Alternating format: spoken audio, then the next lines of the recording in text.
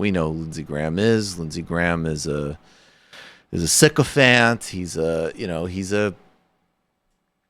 His game has always been to put himself in proximity to a more powerful, charismatic person than him and play the game of power through them. So, everybody likes to point out that, in 2015 and 16, he called Trump a racist and a xenophobe and all the rest of it. And it's, oh, Lindsey, what happened? Nothing happened. Donald Trump was elected president, and Lindsey Graham has no convictions and no concern about anything. So he moved in proximity to power. And there are a fair amount of people like this in politics. I mean, I don't think focusing on, individuals is really going to be the way to understand how these systems work, but it can draw, just a kind of, just a vacuous parasite personality like Lindsey Graham, whose only consistent interest, and the only way in which he, carries the John McCain torch is a endless appetite for war, and a robust lack of concern about other human beings' lives, whether it's Iran, North Korea, Syria, or anywhere else. The other day, he went on Donald Trump is giving all of these people permission. They want to go on what seem like unhinged, drunk, racist tirades on Fox. So it's good media for them. It's good media for them. It's probably what they really think anyways. Look, it's a lot of what Democrats frankly really think. I mean, that is what's so clarifying about Ilhan Omar and Rashida Tlaib, right? Is that a lot of people, even people who've made a whole career of supposedly showing about how decent and responsible they are, they're not. They don't want any form of threat to what they perceive to be the natural order. And then if you're Lindsey Graham, though, you still want some plausible deniability. But at the same time, even the plausible deniability, you still have to work to Donald Trump's insatiable ego. And it leads to a fusion like this, which, by the way, this is true. I think this is a true statement. I think the president is playing on the 1968 love it or leave it. I've said before that if you're a Somali refugee wearing a MAGA hat, he doesn't want to send you back. You probably have dinner at the White House. What does that tell me? That it's about the criticism and the critic. That's just the cheap. I mean, look, we all know that this, notion that there's some type of non-racialized nationalism is a lie and delusional.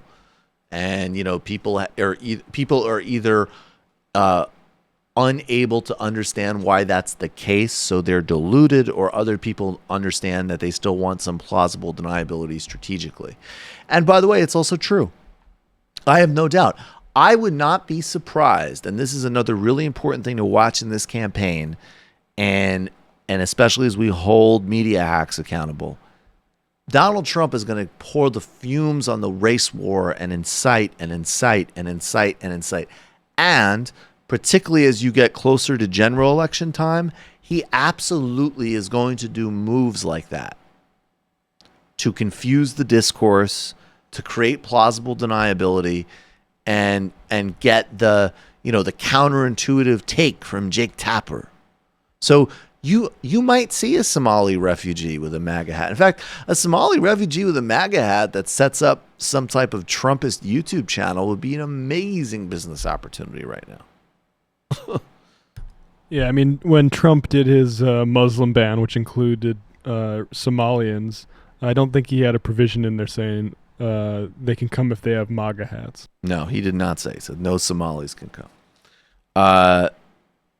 And speaking of the game here, Kellyanne Conway, she hasn't been on the radar for a while, nor should she be. I guess she's still in the White House. She plays this whole game with her husband, where her husband, says what Trump is, and then she's one of Trump's biggest sycophants. So supposedly, a lot of the reporting is that she actually also briefs against Trump. She's exactly the sort of just, completely deranged, grotesque thing that would be in this administration.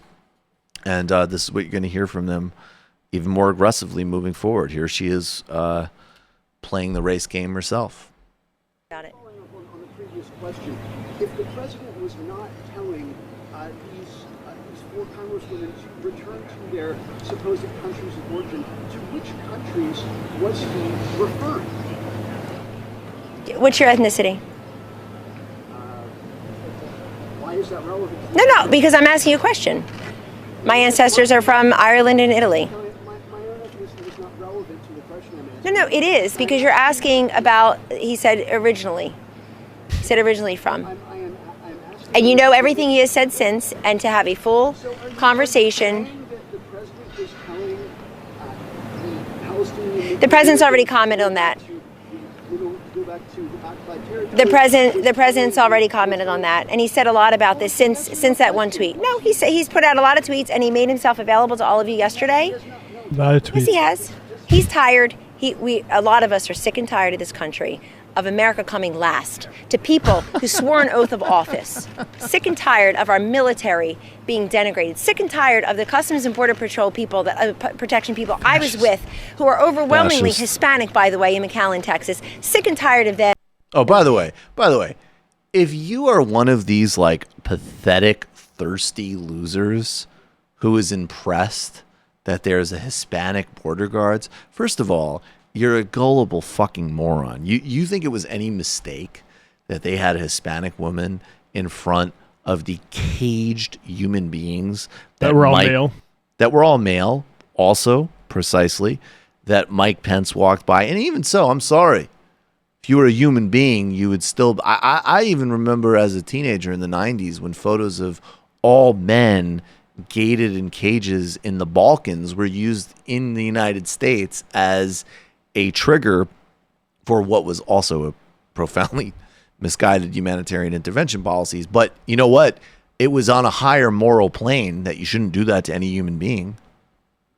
If that means something to you, or you can't, well, I guess you're part of like the Nancy Pelosi or the Democratic Twitter account, because you can't distinguish between an individual identity and a structural act.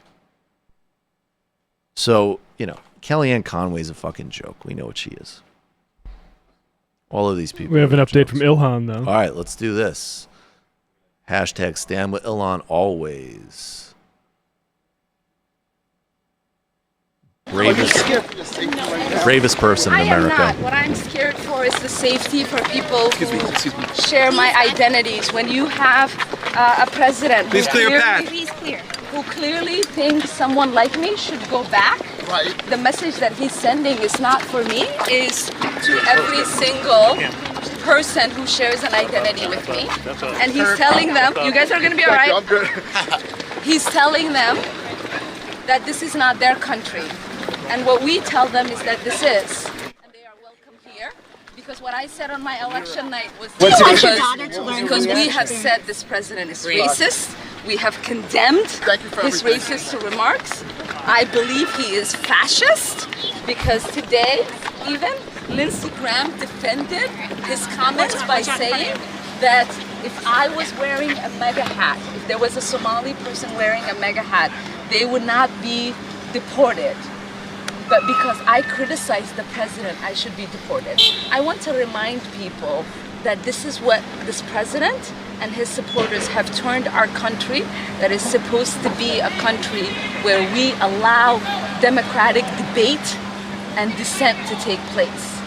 And so this is not about me, this is about us fighting for what this country truly should be and what it deserves to be. More for America there than anything that Tucker Carlson or Donald Trump or any of these other scumbags, barbarous, fascist fucking morons have ever done. And you're with her or you're not. So it's time for, I mean, look, people just like read the- Pelosi can't get right, but it's time for them to do the bare minimum. Yeah, I'll just read the definition of fascism as supplied by Robert Paxton in The Anatomy of Fascism. Fascism may be defined as a form of political behavior marked by obsessive preoccupation with community decline, humiliation, or victimhood, and by compensatory cults of unity, energy, and purity, in which a mass-based party of committed nationalist militants working in uneasy but effective collaboration with traditional elites abandons democratic liberties and pursues redemptive violence, and without ethical or legal restraints, goals of internal cleansing and external expansion. Trump's a fascist. What? Trump's absolutely.